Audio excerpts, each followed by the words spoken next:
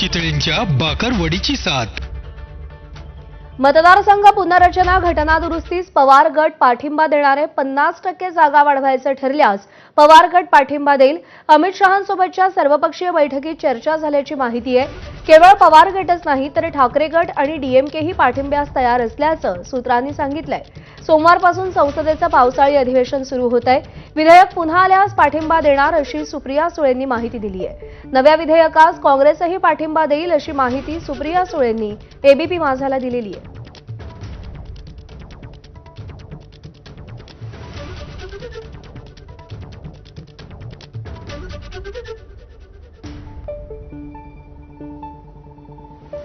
निलेश बुधावले आपले प्रतिनिधी आपल्याला या सगळ्या संदर्भात अधिक अपडेट देतील।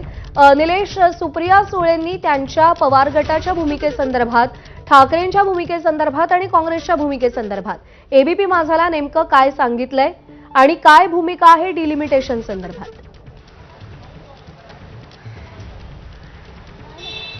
प्रज्ञा, मतदारसंघ पुनर्रचना विधेयक या हिवाळी पावसाळी अधिवेशनामध्ये येण्याची शक्यता नाकारता येत नाहीये। जर हे विधेयक आलं तर त्या विधेयकामध्ये 50% देशभरामध्ये जागा वाढवण्याचा जर निर्णय समाविष्ट केलेला असेल तर नक्कीच त्याला पाठिंबा दिला गेला जाईल, अशा पद्धतीची भूमिका खासदार आणि राष्ट्रवादी काँग्रेस पक्षाच्या राष्ट्रीय कार्याध्यक्षा सुप्रियाताई यांनी मांडलेली आहेत। काही दिवसांपूर्वी हे विधेयक संसदेमध्ये आलं होतं आणि ते त्यावेळेस पारित होऊ शकलं नव्हतं। मात्र आता ज्यावेळेस त्यानंतरच्या काळामध्ये अमित शहा यांची सर्वपक्षीय बैठक पार पडली होती, त्या बैठकीला प्रामुख्यानं सर्व घटक पक्षांना एक अमित शहांच्या वतीने सांगण्यात आलं होतं की आगामी काळामध्ये मतदारसंघांच्या पुनर्रचना घटना दुरुस्ती विधेयकामध्ये देशात 50% जागा वाढवण्यासंदर्भातला विचार होऊ शकतो आणि जर हे तसं असेल तर 100% त्याला पाठिंबा दिला जाईल, अशा पद्धतीची भूमिका सुप्रिया सुळे यांनी मांडलेली आहे। केवळ राष्ट्रवादी काँग्रेस शरदचंद्र पवार पक्षच नाही तर इंडिया आघाडीचे इतर घटक पक्ष आहेत, त्याच्यामध्ये काँग्रेस असेल किंवा उद्धव बाळासाहेब ठाकरे यांची शिवसेना असेल, डीएमके असेल, असे महत्त्वाचे पक्ष देखील या विधेयकाला पाठिंबा देतील, अशा पद्धतीची माहिती या निमित्तानं सुप्रिया सुळे यांनी दिलेली आहे। निलेश, धन्यवाद दिलेल्या माहितीसाठी। आणि खासदार बजरंग सोनावणे सध्या आपल्यासोबत आहेत। बजरंग सोनावणेजी, नमस्कार, आपलं स्वागत आहे। डिलिमिटेशन संदर्भात नेमकी काय भूमिका आहे?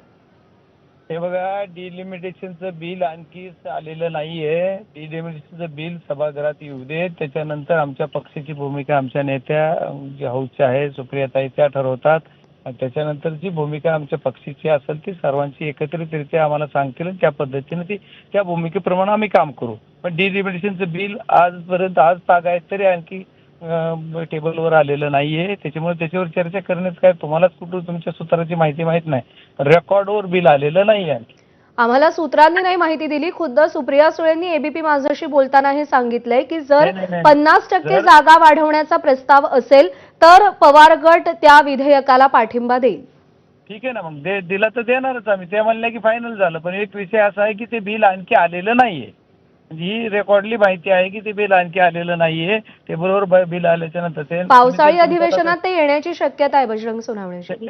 शक्यता ठीक आहे, शक्यता म्हणतो आपण, पण काय आता ही केंद्र शासन कधी कुठली शक्यता कशी फेटाळेल, कधी येईल ते सांगता येत नाही, त्याच्यामुळे आणखी माहित नाही। पण शक्यता असू शकते, शक्यता मी पण ऐकतोय न्यूजच्या माध्यमातून की येऊ शकते म्हणून, पण आलेला नाही।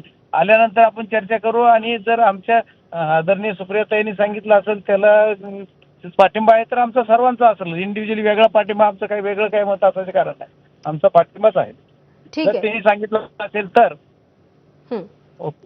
ठीक आहे। बजरंग सोनावणेजी, आभार आपले, आपण प्रतिक्रिया दिली त्यासाठी। तर सुप्रिया सुळे यांनी जर पाठिंबा द्यायला सांगितला तर आम्ही पाठिंबा देऊ असं बजरंग सोनावणे यांनी सांगितलंय। त्यांची जी भूमिका असेल गटनेत्या म्हणून तीच आमचीही भूमिका असेल असं खासदार बजरंग सोनावणे यांनी स्पष्ट केलेलं आहे। त्यामुळे सुप्रिया सुळेंनी एबीपी माझाला ही माहिती दिली आहे की विधेयक पुन्हा आल्यास पाठिंबा दिला जाईल। केवळ पवार गटच नाही तर ठाकरे गट आणि डीएमकेही पाठिंबा द्यायला तयार असल्याचं सूत्र सांगतायत। निलेश बुधावले आपले प्रतिनिधी आपल्याला अधिक अपडेट देतील।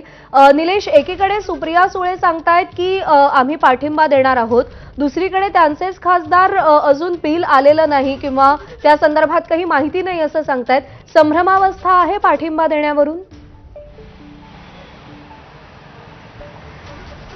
प्रज्ञा, खरं तर ज्यावेळेस मागच्या वेळी हे विधेयक आले होते त्यावेळेस या विधेयकासंदर्भातली ज्या पद्धतीनं स्पष्टता येणं अपेक्षित होतं विरोधकांना ती आली नव्हती आणि त्यानंतरच खऱ्या अर्थानं भाजपकडून खास करून अमित शहा यांच्याकडून या बिलाच्या अनुषंगानं सर्वपक्षीय बैठक देखील झाली होती। त्याच्यामध्ये आगामी काळामध्ये ज्यावेळेस हे बिल येईल त्यावेळेस कुठेतरी 50% जागा वाढी संदर्भातला निर्णय जो आहे तो आम्ही कुठेतरी घेऊ किंवा त्या अनुषंगाने एक अनुकूलता त्यांच्या वतीनं दर्शवण्यात आली होती। त्यामुळं या अधिवेशनात जर हे बिल आलं तर ते प्रत्यक्षामध्ये त्या बिलाचा अभ्यास केला जाईल आणि त्यानंतर आपली जी भूमिका आहे ती त्या ठिकाणी जाहीर केली जाईल अशा पद्धतीची देखील प्रतिक्रिया सुप्रिया सुळे यांना दिलेली आहे। खास करून जोपर्यंत 50% जागावाढीचा निर्णय होत नाही तोपर्यंत या संदर्भातली भूमिका घेणं अयोग्य असेल।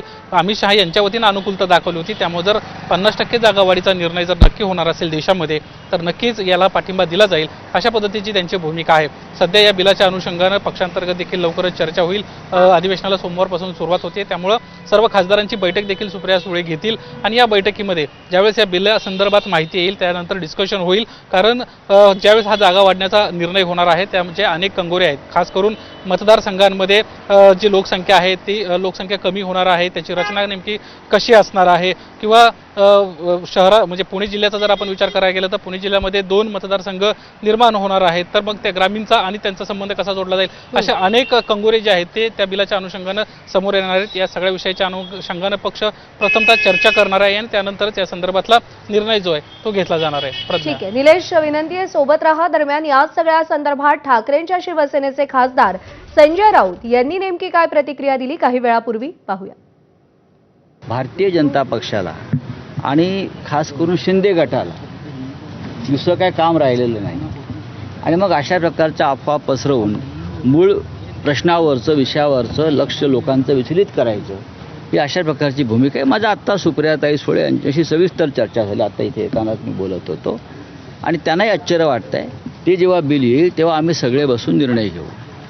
मागच्या अधिवेशनामध्ये सरकारशी या संदर्भात चर्चा झाली होती, हे बिल कशा प्रकारे विधेयक असायला पाहिजे।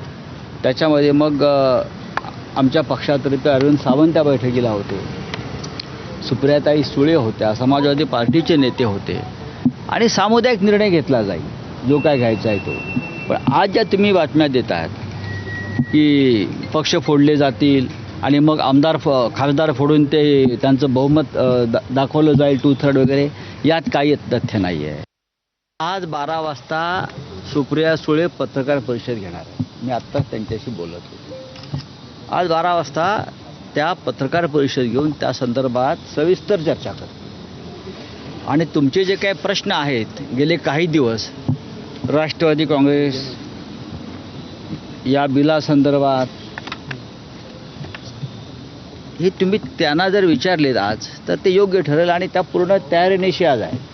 कारण गेले काही दिवस मी त्या विषयावर काही वाचतोय आणि ऐकतोय की त्यांचे आमदार चालले, त्यांचे खासदार चाललेत, काल रात्री जयंतराव पाटील भेटले वगैरे वगैरे वगैरे।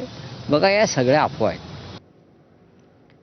तर डिलिमिटेशनच्या बिलाला अर्थात मतदारसंघ पुनर्रचना घटना दुरुस्तीस पवार गट पाठिंबा देणार आहे। 50% जागा वाढवायचं ठरल्यास पवार गट पाठिंबा देईल। अमित शहांसोबतच्या सर्वपक्षीय बैठकीत चर्चा झाल्याची माहिती आहे। केवळ पवार गटच नाही तर ठाकरे गट आणि डीएमकेही पाठिंब्यास तयार असल्याचं सूत्रांनी सांगितलंय।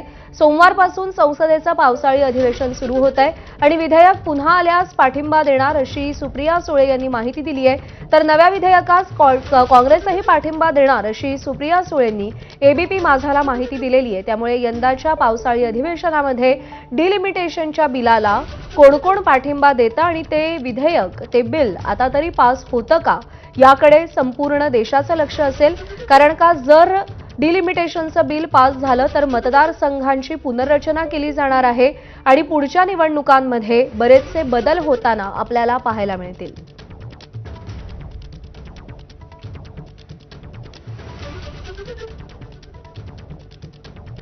50% जागा वाढवायचं ठरल्यास पवार गट डिलिमिटेशनच्या बिलाला पाठिंबा देईल असं सुप्रिया सुळेंनी सांगितलंय। केवळ पवार गटच नाही तर ठाकरे गट आणि डीएमके सुद्धा पाठिंबा देईल असं त्यांनी सांगितलेलं आहे। काँग्रेस देखील पाठिंबा देईल असं त्यांचं म्हणणं आहे। त्यामुळे डिलिमिटेशनच्या बिलावरून पावसाळी अधिवेशनात नेमकं काय होतं हे पाहणं महत्त्वाचं आहे।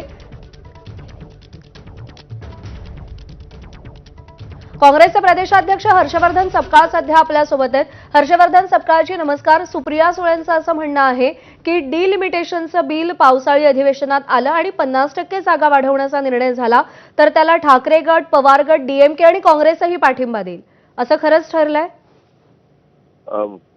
काँग्रेस पक्षाची भूमिका ही काँग्रेस पक्षच अधिकृतरित्या ही व्यक्त करेल. इतर कोणी त्या संदर्भामध्ये टिप्पणी करणं हे उचित नाही. आणि अर्थातच दुसऱ्या पक्षांचाही त्यांनी स्वतःच्या पक्षाची भूमिकाही जाहीर करावी.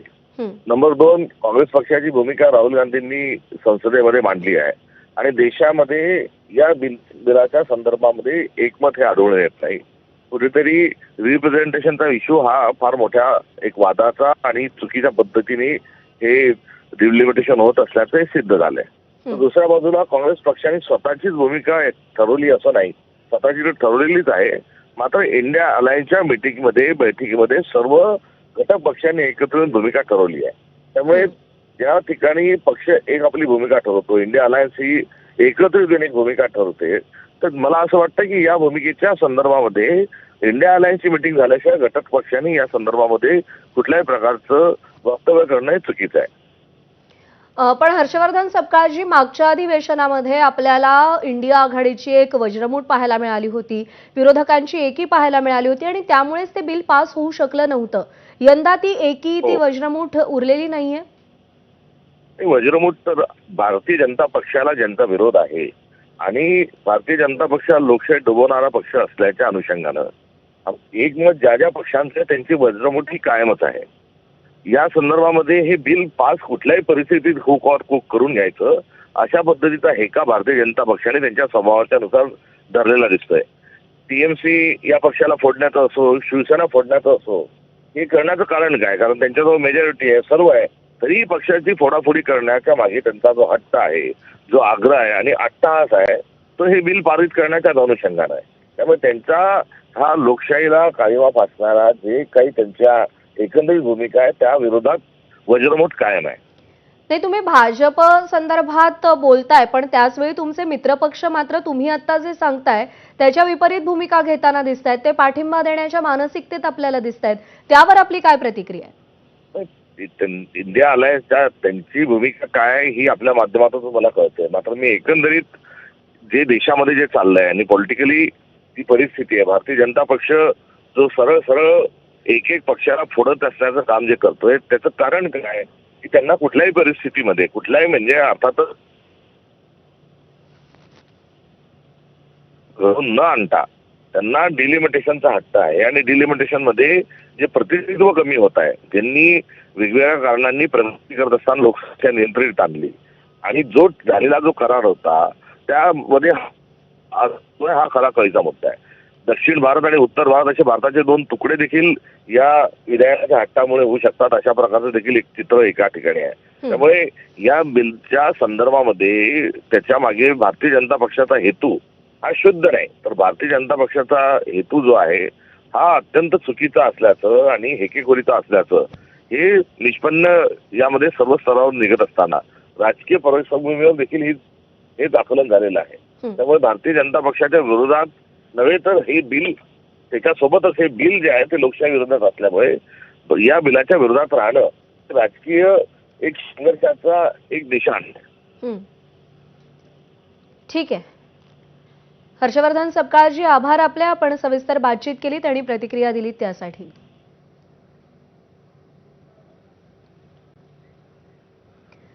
तर मतदारसंघ फेररचनेसंबंधात विरोधकांची भूमिका मवाळा झाली का असा सवाल उपस्थित होतोय.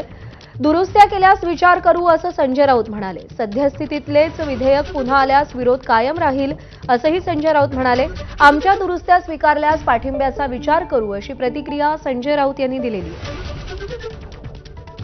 अगर सरकार वापस वो बिल लाते हैं तो पूरा अपोजिशन इकट्ठा होकर उनको विरोध करेंगे. हमने जो उनको सूचनाएं की है इस प्रकार से बिल में आप थोड़ा दुरुस्ती करो, अमेंडमेंट करो और लेकर आइए. अगर उस हमारी बात मानी जाती है तो हम उसके ऊपर चर्चा करेंगे. तर या बातमीच्या प्रत्येक अपडेटवरती आपलं लक्ष असेल. तुर्तास एक छोटासा ब्रेक घेतोय. पाहत रहा नमस्कार महाराष्ट्र.